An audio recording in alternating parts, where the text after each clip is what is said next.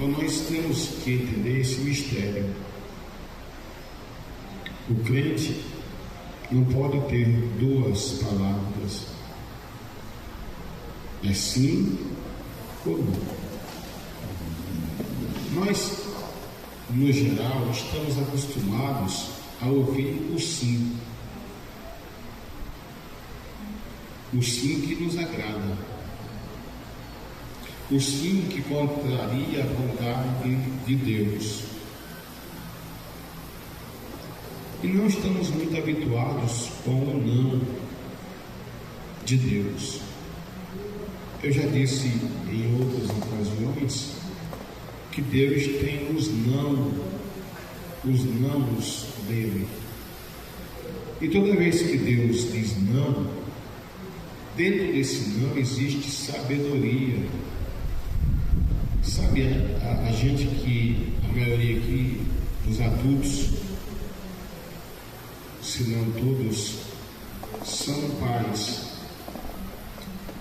E nós um dia fomos filhos, fomos pequenos. E nem sempre nossos pais podiam dizer sim para nós. Algumas vezes nos disseram não. E às vezes esse não veio até acompanhado de uma chinelada, porque insistimos. Mas era para o nosso bem. Era para o nosso bem. Quando nós recebemos o não de Deus, não é porque Deus não quer nos abençoar, é porque Deus, Ele tem cuidado de nós. Hoje a gente é adulto, maduro, sabe que tem coisas que são perigosas e que até a gente fazia no tempo da ignorância, mas hoje a gente já não faz. Por exemplo, quando eu fui criado, quando eu era menino, um dia desse, foi isso. Por que o riso? Um dia desse. Esse cabelo aqui é porque é velhice precoce. Mas eu sou novo zerado.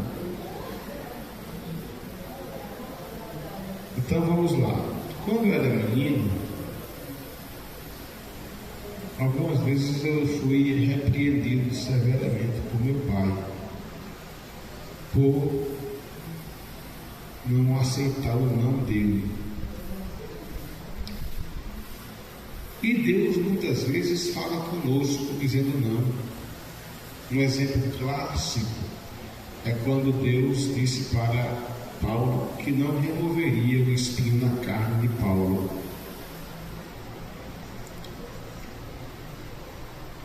Mas aqui está se falando, em especial, do sim de Deus.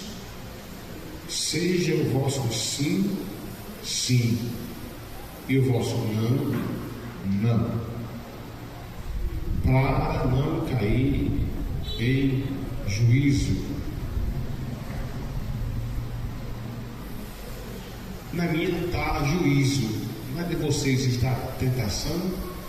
Como é que está na de vocês? A toda como? Condenação, né? Condenação e juízo da mesma coisa.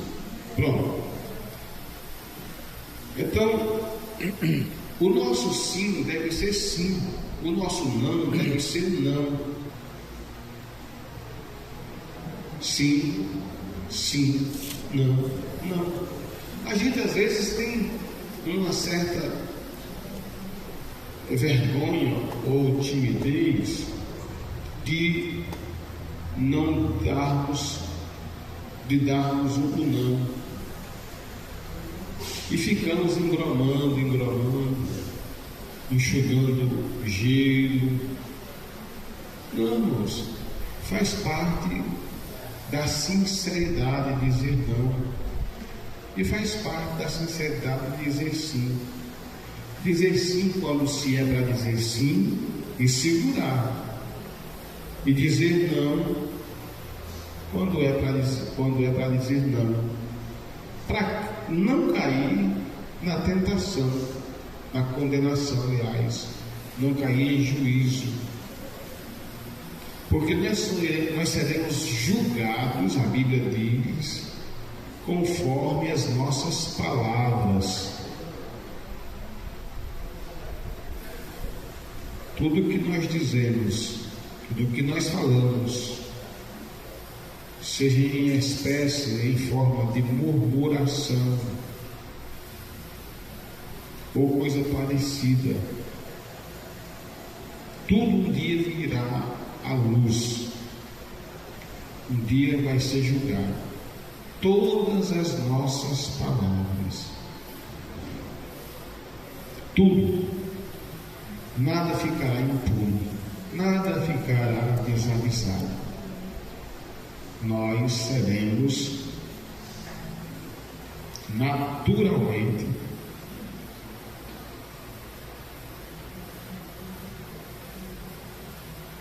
avaliados conforme as nossas palavras.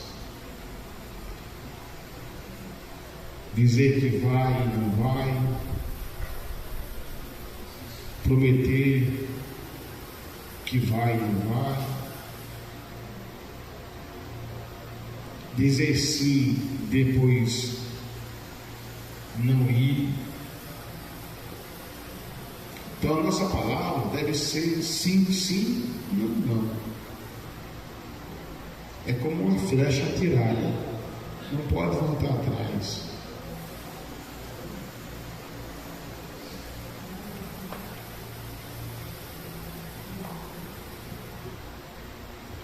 Está alguém entre vós sofrendo? Versículo 13. Faça oração.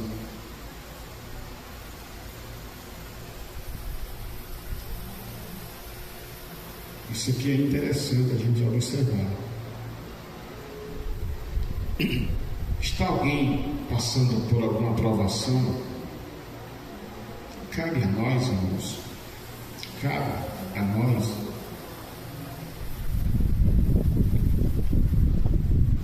Cabe a nós orar.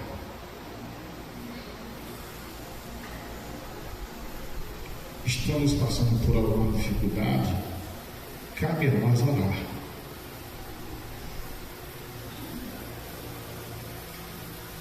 Está alguém doente, passando por alguma dificuldade, algum problema, algum embrólio, cabe a nós orar. Nós não podemos agirmos como os fariseus hipócritas. O Senhor usa Paulo e diz: seja o vosso amor não fingido.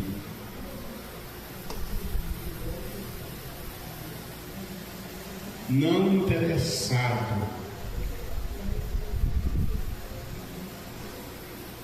Não motivado por motivos escusos.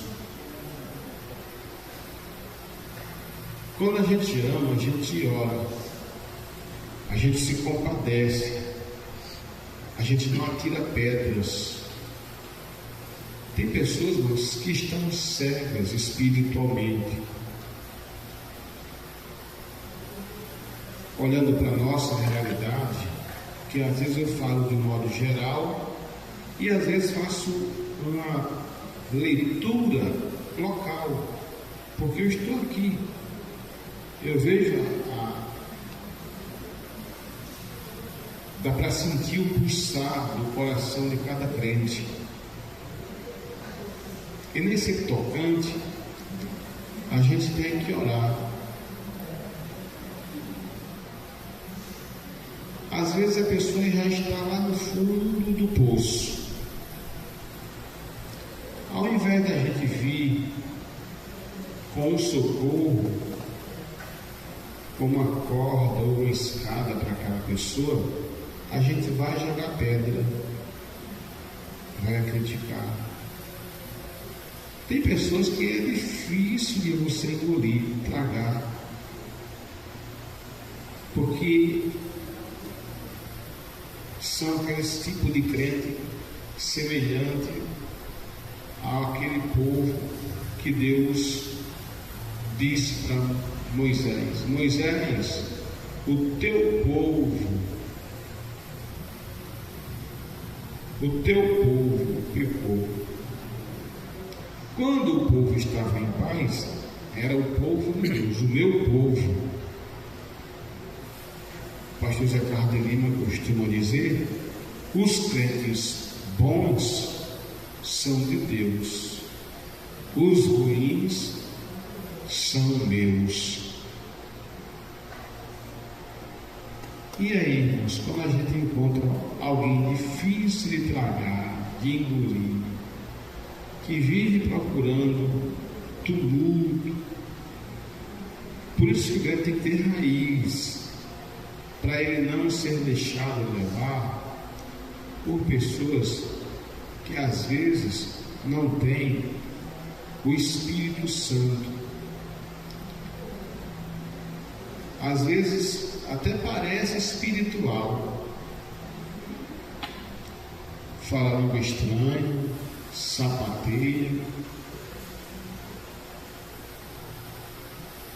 Eu tenho as minhas reservas quando eu vejo alguém que se mostra espiritual ou quer forçar uma interpretação de que é espiritual, mas não consegue ouvir uma repreensão, não consegue ouvir um não do pastor, não consegue ouvir, enfim. Esse tipo de gente, ele é aquele típico de crente envenenado. E o envenenado, ele envenena os outros, às vezes com uma simples palavra. Porque o envenenado, ou vamos chamar de fariseu, ele é assim. Ele nunca vê o seu erro, ele nunca olha para o seu erro, ele sempre está apontando o erro dos outros. E todos nós temos as nossas faltas, mas não cabe a nós sermos juízes. Estudamos nessa carta de Tiago que Deus não nos constituiu juízes de ninguém, mas observadores da lei. E se não observamos a lei, e se julgamos o irmão, logo não somos observadores da lei. Então, quando alguém está sofrendo, ore por essa pessoa, jogue pedrão. Você não sabe o que ela já está passando.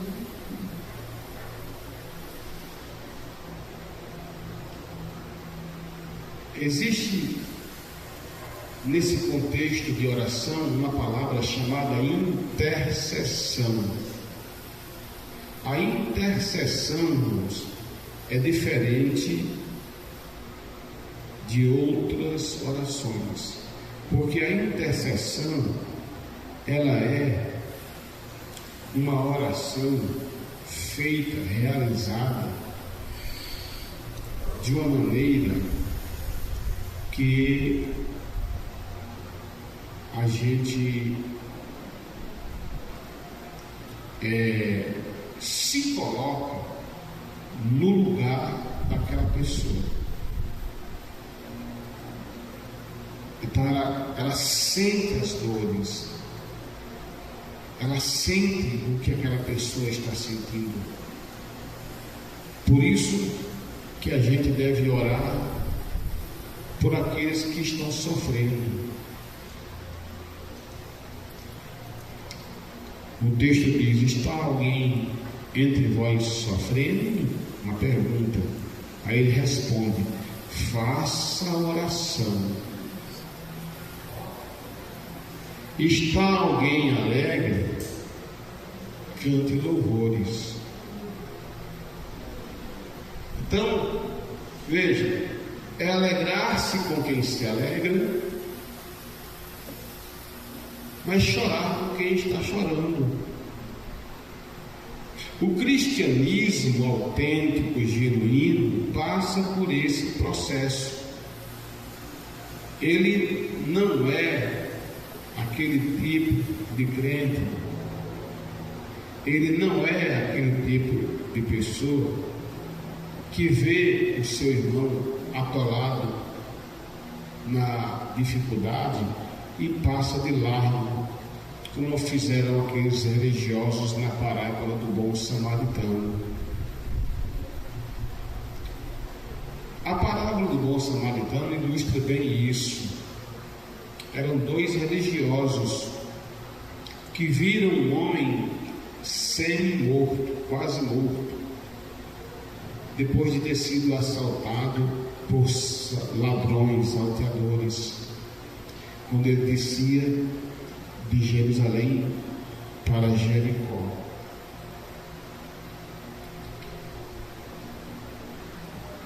E eles que tinham conhecimento da Torá, da lei, passaram de lá.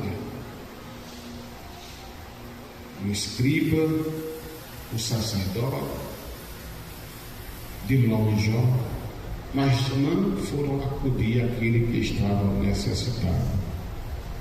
Nós, como crentes, nós não podemos ser desse jeito. Está alguém passando por uma dificuldade e você pode ajudar? E se você não ajudar, você está pecando. A Bíblia fala isso. Aquele que pode ajudar e não ajuda, peca. Peca. Você tem condição, mas você inventa 1001 desculpas para não ajudar. Será que o Espírito Santo está falando com alguém aqui que se propôs a ajudar alguém e depois não ajudou? O Espírito Santo está cobrando de você. O Espírito Santo está cobrando de nós. Então, se alguém está sofrendo, faça oração, interceda por essa vida.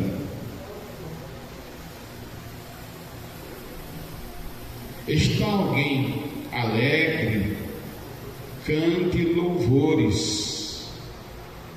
Está alguém alegre, cante louvores.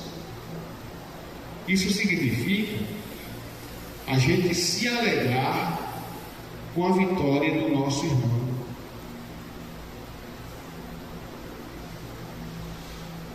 Vocês já observaram que no meio do povo de Deus, no meio do povo de Deus, eu vou repetir, no meio do povo de Deus, tem crente que não se alegra com a vitória do seu irmão.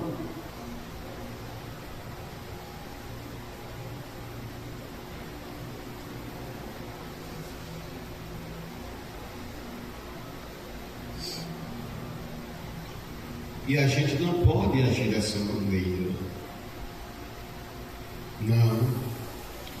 A gente tem que valorizar, se alegrar. Lembrem a parábola da mulher, daquela parábola em que a mulher perdeu uma dracma das 10 que ela tinha. Ela disse que quando ela achou, ela se alegrou tanto que convidou as outras pessoas, vizinhança, amigas, para se alegrar. Nesse mesmo contexto, nós vamos encontrar um assunto, um ponto bem notável. A Bíblia diz acerca da parábola do filho pródigo, que o filho pródigo ele vai, pede sua parte, gasta com uma vida dissoluta, um tempo depois retorna. Quando ele retorna, ele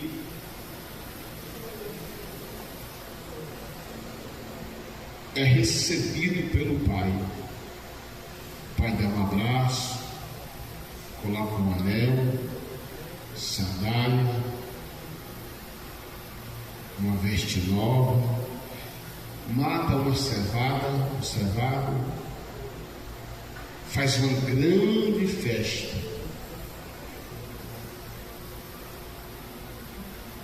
Então, os outros que estavam ali, trabalhadores, estavam o quê? Alegres, sim ou não? Sim ou não? Estavam alegres. Está alguém alegre? Alegre-se com ele. Mas o irmão mais velho, quando chega, que vê aquela festa toda, ele ignora. Ele não aceita. E aí recrimina. Ele gera um mal-estar. Porque todos estavam alegres, o pai alegre. A Bíblia não conta da mãe, mas se a mãe era viva, certamente estava alegre. Os amigos, os funcionários mataram um animal para comemorar o churrasco, sei lá como eles cozinhavam. Enfim, irmãos. Mas aquele irmão, o que foi que eu falei da pouco? Entre os crentes. Mas aquele irmão, ele não se alegrou com o retorno do seu irmão para a sua casa. Está triste isso? Na igreja tem essas coisas que não é para ter. Por isso que o texto diz: faça a oração. Está alguém alegre? Cante louvores. O texto segue adiante e diz assim: está alguém entre vós doente? Chame os presbíteros da igreja, e estes façam oração sobre ele, ungindo-o com óleo em nome do Senhor. Aqui Tiago ele explica algo muito interessante. Ele diz: se alguém estiver doente, chame os presbíteros. Eu quero abrir aqui um parêntese. Estou abrindo um parêntese para explicar uma coisa. Quando a Bíblia fala chame os presbíteros, porque eles são os oficiais, os sacerdotes da comunidade cristã. Mas isso também não impede, claro que a função do presbítero é diferente da função do diácono. Tem diácono que se embaraça porque ele quer ser presbítero à força, quer tomar decisões do seu jeito e se embaraça. Aí quando a coisa não funciona do jeito que ele quer, ele pega a cachorrinha dele e vai embora. O diácono tem que saber o seu lugar. Ele não pode fazer as coisas do presbítero. Agora, o presbítero pode fazer as coisas do presbítero e as coisas do diácono. Então, ao presbítero, aqui em Juazeiro, na Bahia, de um modo geral na Bahia, o presbítero, ele tem, até o tempo do pastor Jair não tinha isso, mas de voltar para cá, o presbítero passou a dar a bênção apostólica, passou a apresentar crianças, etc. Mas a realidade é que nesse caso aqui da unção, você não deve andar, quem não é presbítero, com uma garrafinha ou com um frasquinho de óleo para ungir A, B, C, não faça isso, não é da sua alçada. Agora, por que eu abri o parêntese? Porque qualquer um de nós podemos ir aonde tem alguém enfermo e orar, sem precisar do óleo, porque o óleo aqui não é uma caixinha de milagre, não, isso aqui é um estimulante à fé do crente. Pastor Marcos Cunha conta que um dia estava num certo lugar e de repente alguém pediu para ele orar, ungindo com óleo. Aí o pastor Marcos Cunha foi e abriu a tampinha, só que por dentro da tampinha, depois da tampinha, tinha um lacre. Aí ele não viu o lacre. Ele pegou, fez assim e passou na testa do enfermo. Quando foi depois, alguém manda a notícia dizendo: ó, pastor, Deus abençoe o senhor, continue te usando, o senhor me ungiu com óleo e eu fiquei curado. Ô irmão, nem tinha óleo. Fecho parêntese. Então, os irmãos entendam, irmãos, que é a fé do crente que vai fazer o milagre acontecer. A Bíblia diz que Paulo chegou em Listra, se eu não estou enganado, no capítulo 14 de Atos, e viu um homem, e a Bíblia diz que Paulo viu que ele tinha fé para ser curado. Ele orienta, determina, ou seja, quando ele determina, não é aquela teologia do triunfalismo da igreja neopentecostal. Ele ordena, melhor dizendo assim, que o coxo se levantasse, porque ele viu que ele tinha fé para ser curado.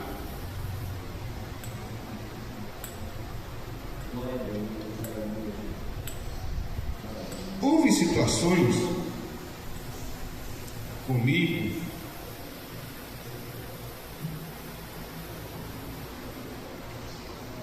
e sempre quando eu falo esses testemunhos, eu tenho muito cuidado para alguém não interpretar como uma exaltação. Não, toda glória é para Deus.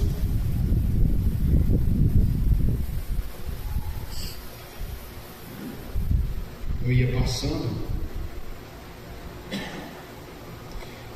alguém me chamou para orar por ela. Eu fui. Chegando lá, essa pessoa estava derramando, sangrando pelo nariz. Sangrando pelo nariz.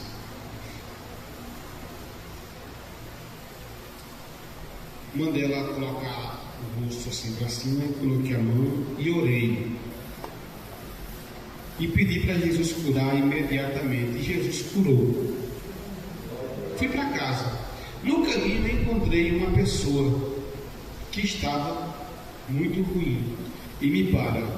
Não, eu escutei aquele grito, né, me chamando. Zé. Olhei para trás, não vi ninguém. A pessoa estava tão fraca que não conseguia falar alto. Chamou de novo, aí eu olhei assim com calma e vi que o basculhante de uma janela estava aberto. Fui lá. Quando eu cheguei lá, a mulher estava enferma, pediu para mim orar por ela. Orei.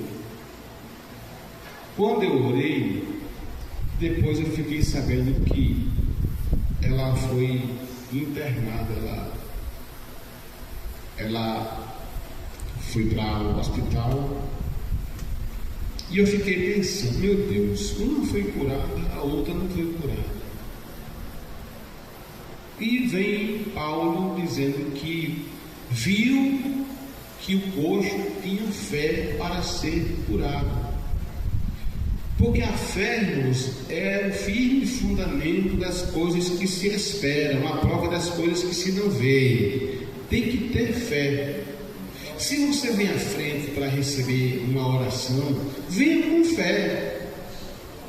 Não venha porque o pastor ou o pregador está te chamando, venha movido pela fé.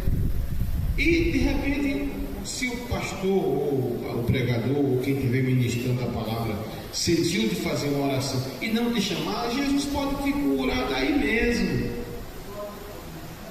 Porque desde quando eu entendo a Assembleia de Deus,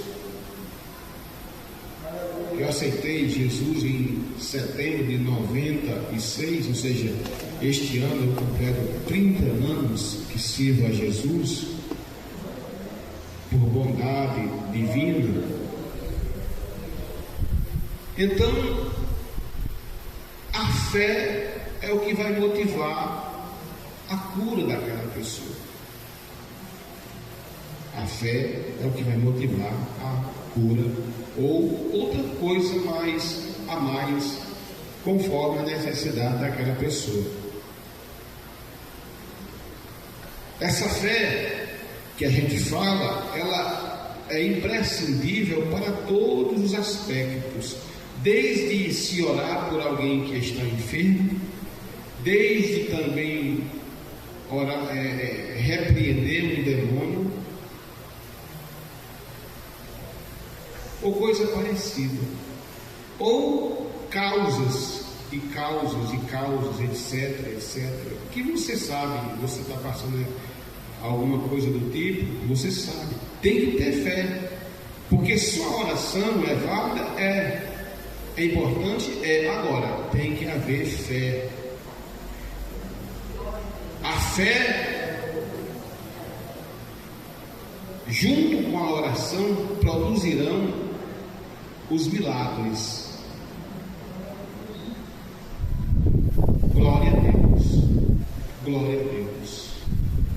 E é lindo, irmão, Jesus curar. É lindo Jesus curar. Porque Jesus cura. A Bíblia diz acerca de Jesus que Ele é o mesmo, meu irmão Wilson, ontem, hoje e o será para sempre.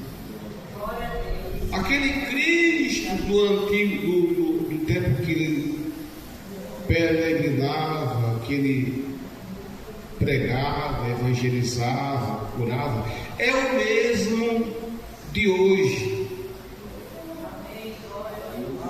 É o mesmo de hoje, e eu digo que até mais, porque ele hoje está num corpo glorificado. Jesus, ele além disso, ele outorgou autoridade à sua igreja. Por isso que na grande comissão, ele disse: ide por todo mundo. Marcos capítulo 16, 15 em diante. Ide por todo mundo. Repita comigo: ide por todo mundo. Ide por todo mundo. Pregar o Evangelho. Aí a Bíblia diz assim: quem crê e for batizado será salvo. Quem crê e for batizado será salvo. Agora capricha. E estes sinais seguirão aos que crerem. Em meu nome. Em nome de quem? Em meu nome expelirão demônios. Gente, pelo amor de Deus, ajuda aí. Expelirão demônios. Colocarão as mãos sobre os enfermos. E eles ficarão curados. Você tem autoridade para orar por quem quer que seja e ver o milagre acontecer. Glória a Deus. O crente não pode ser tímido, irmãos. Não.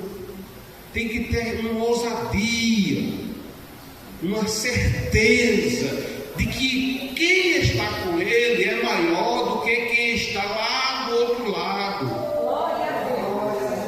Você tem que entender que Cristo é esse que está do seu lado, que tem poder para repreender o mal, expulsar demônio, botar o mal para correr, tudo em nome de Jesus.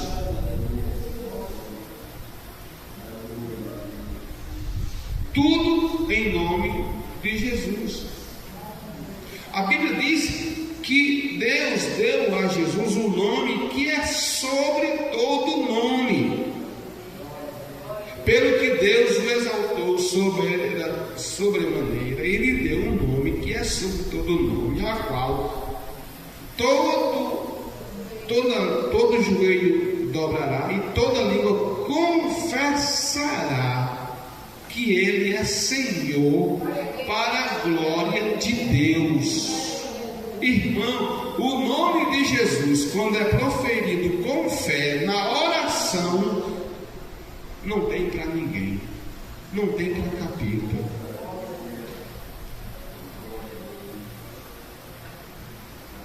Agora, o crente não pode ser tímido.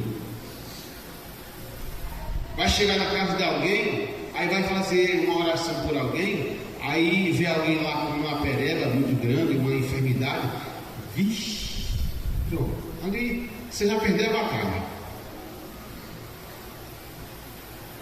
Você tem que ter uma fé, olhar para aquela situação e não ficar com nojinho, não, convicção.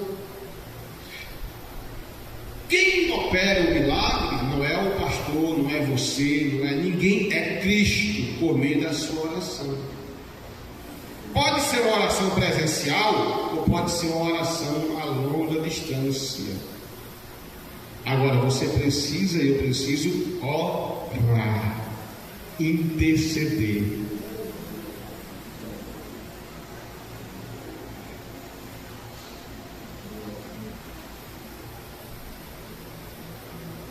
Aí ele diz: e estes façam oração sobre ele, ungindo com óleo, em nome do Senhor. Então veja, é em nome do Senhor.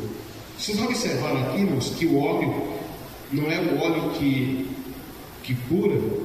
Observe que no final ele diz: é em nome do Senhor.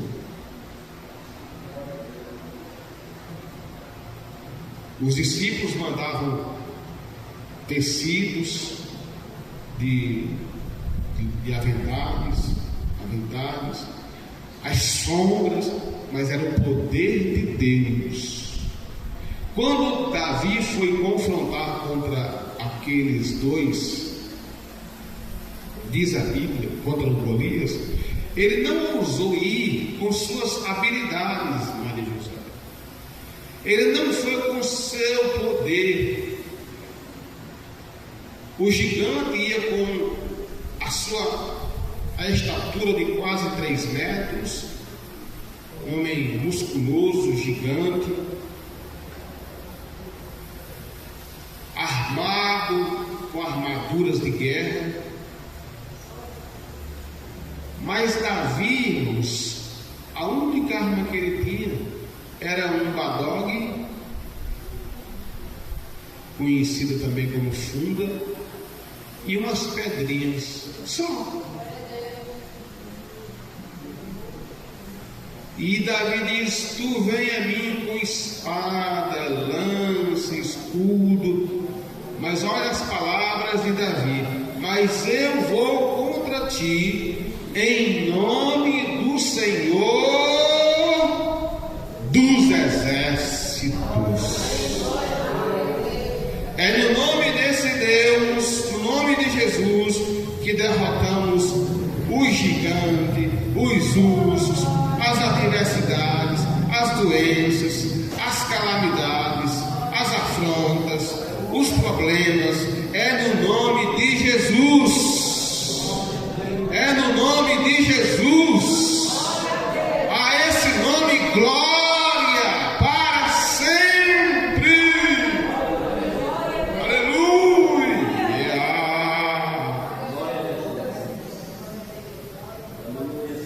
Glória a Deus eternamente.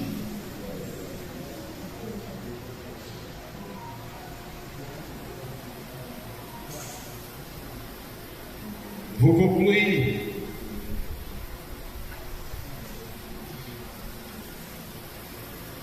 A oração da fé salvará o enfermo, e o Senhor o levantará. E se houver cometido pecados, ser-lhe-ão perdoados. A oração da fé salvará o enfermo, e o Senhor o levantará. E se houver cometido pecado, serão perdoados. Então, 2 coisas eu acho aqui em destaque. Primeiro, a oração da fé vai salvar o enfermo. Vocês já observaram a palavra salvará? Por que não diria curará? Porque essa palavra salvar, no original do grego, ela é aplicada tanto para curar, libertar, além de salvar, transformar.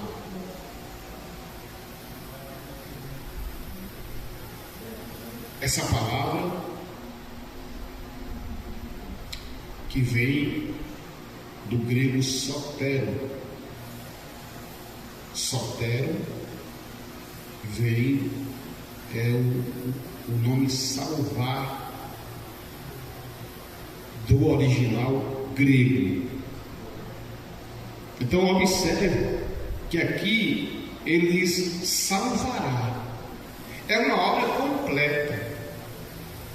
E o Senhor o levantará. Irmão, nós temos que ter essa fé. Não, eu vou orar e Jesus vai levantar o enfermo. Eu já contei isso aqui. Se eu não já contei, vocês vão ouvir de novo.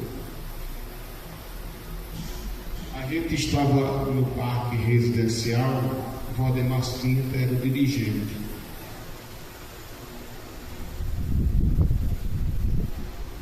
E estava ali naquele culto, naquela escola dominical, quando de repente minha irmã mandou recado para que eu fosse lá orar por ela. E fui junto com o irmão Francimário, que é o irmão da irmã Jailma. E eu falei, Josimar, vamos ali comigo? Vamos, pertinho da igreja. Chegamos lá, a minha irmã estava toda empolada, vermelha, febre altíssima e travada, não conseguia mover o pescoço, mas com muita dificuldade ela conseguia ficar sentada na cama. Aí eu peguei, convidei o irmão para orar e aí oramos. E na oração eu disse assim: Senhor, aqui está a minha irmã, está enferma, doente, sem poder se levantar nem fazer as coisas dela. Senhor, eu não quero que o Senhor cure ela daqui a 10 minutos, nem daqui a 2 minutos. Eu quero que o Senhor cure ela agora. E aí eu usei o nome de Jesus, em nome de Jesus, e parei a oração. Quando eu parei a oração, ela levantou a cabeça, ela fez bem assim e disse: estou curada. Na mesma hora Jesus curou ela. Como é que eu não vou crer, irmão, que Jesus Cristo não cura nos dias de hoje?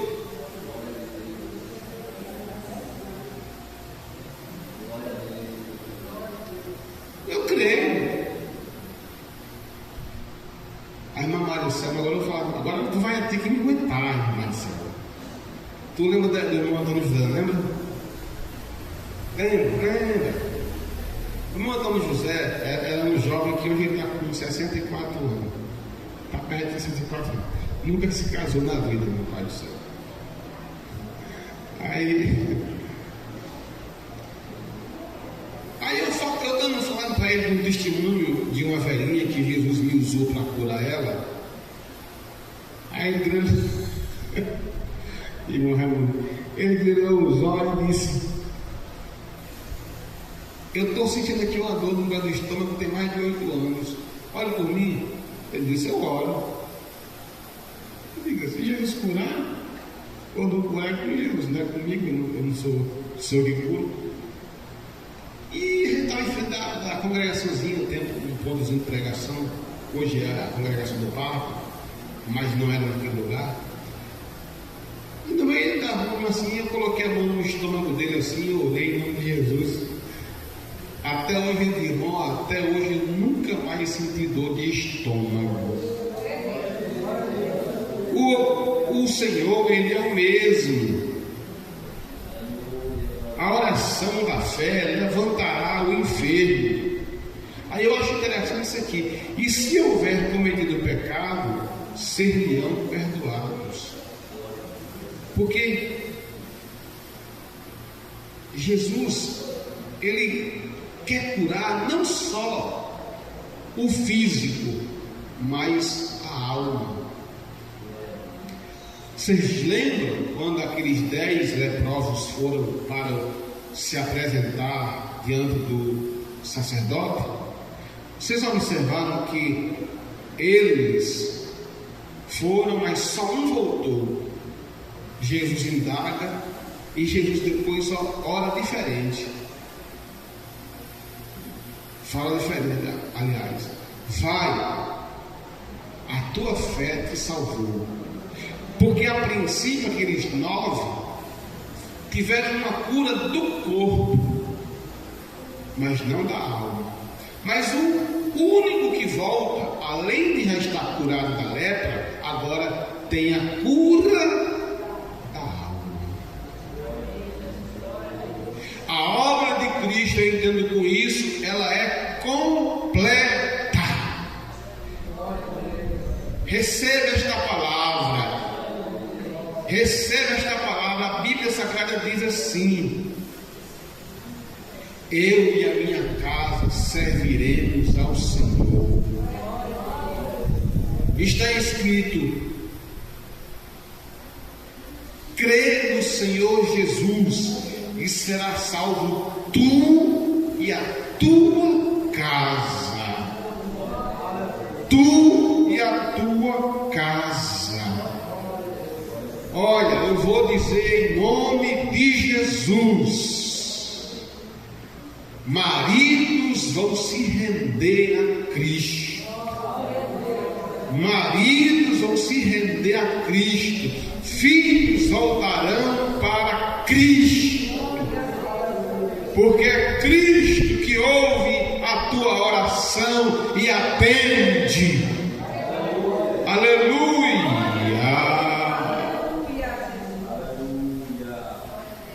Conclusão, versículo 16: confessai, pois, os vossos pecados uns aos outros.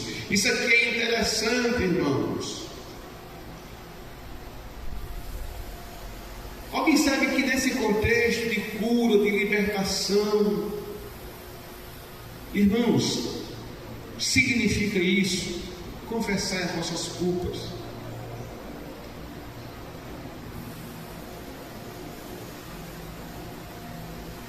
A gente não é crente para pedir a Deus pela salvação de alguém, pela libertação de alguém.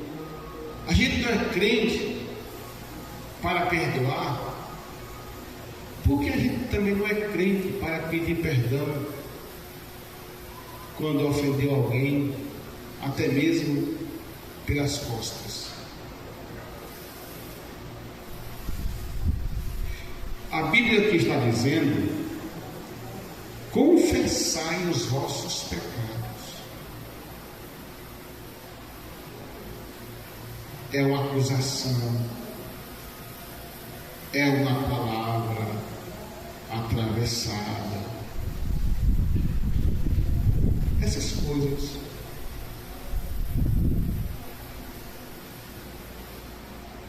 Então, o crente tem que confessar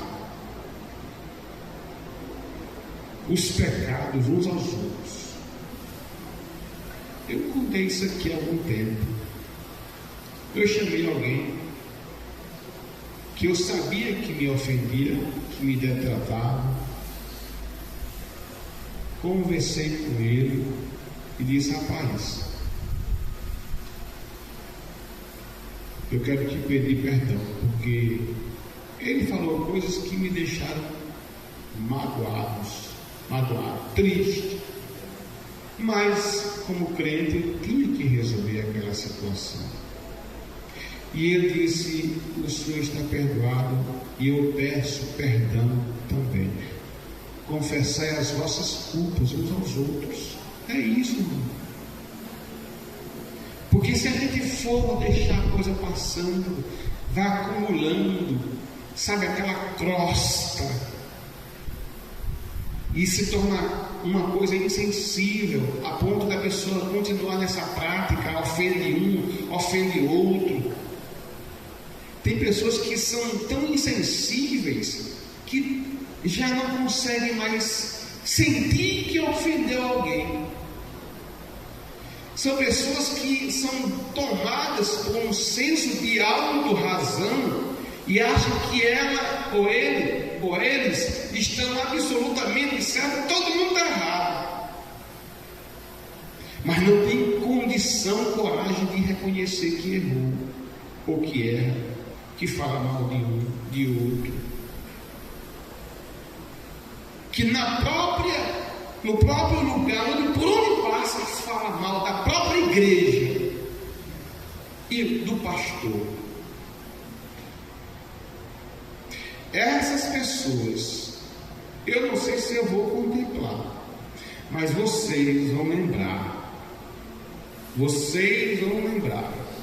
no dia que Deus colocar a mão, que Deus pesar a mão, porque a mão de Deus tem hora, irmão, que só cura, mas tem hora que a mão de Deus pesa, e quando a mão de Deus pesa, aí se cumpre aquilo que diz: horrenda coisa é cair nas mãos de um Deus vivo. Gente que quer atrofiar, atropelar, que quer enfraquecer a igreja de Deus. Mas, irmãos, eu tenho uma palavra contra esses Sanbalates, esses Tobias, esses Gesem, que quer minimizar, que quer arrefecer a igreja de Deus. O juízo de Deus vem aí. O juízo de Deus vem aí. Porque com a igreja de Deus não se mexe. Jesus, quando se apresentou para Saulo, perseguidor da igreja, disse: Saulo, Saulo, por que me persegue? Paulo e Cristo eram contemporâneos, só que nunca se viram. Jesus morreu, ressuscitou, e Paulo perseguindo os crentes, Aí naquela tarde, naquela manhã, chegando à tarde, porque foi ao meio-dia, naquele caminho de Jerusalém para Damasco, Jesus aparece a Saulo, e aquela luz foi mais intensa do que era o sol do meio-dia, a ponto de Paulo, ou Saulo, cair por terra cego. E um dia eu vi um pastor de Recife, não o pastor Ailton, mas o pastor Lorival, ele pregando, ele dizendo: olha, irmão, Jesus, quando veio naquele dia, ele veio para salvar, mas a ordem de Deus era matar, porque Deus disse que todos os que se levantassem contra o meu filho colocaria debaixo do estrado dos seus pés. Então Deus já tinha um juízo para Paulo, mas Jesus intercedeu e salvou a Saulo. E Saulo foi uma grande bênção para a vida da igreja, levantando trabalhos, sendo uma grande bênção, um grande expoente, um grande bandeirante do Evangelho de Jesus Cristo. Mas teve que passar pelos aguilhões, pela prova de Jesus Cristo. Finalizando,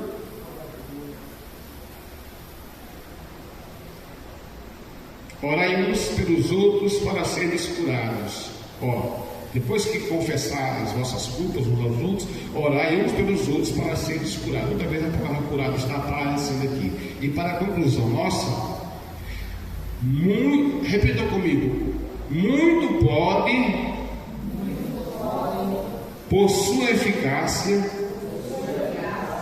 a oração do justo. Muito pode a oração feita pelo justo. Irmão, a sua oração é tão poderosa que é capaz de grandes proezas. Agora a Bíblia diz: a oração de um justo. Imagine a igreja toda orando, irmãos.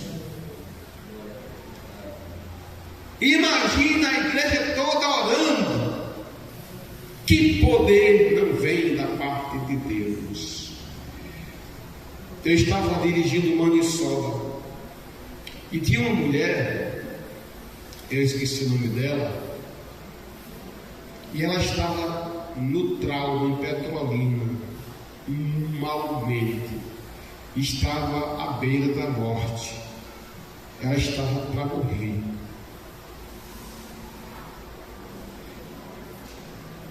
E de repente, não mais que de repente, como diria o poeta, veio aquele senso, aquele timbre, aquela voz do Espírito Santo no meio da ministração. Eu parei de pregar, virei para a igreja, o Espírito falou comigo agora para a gente orar pela irmã.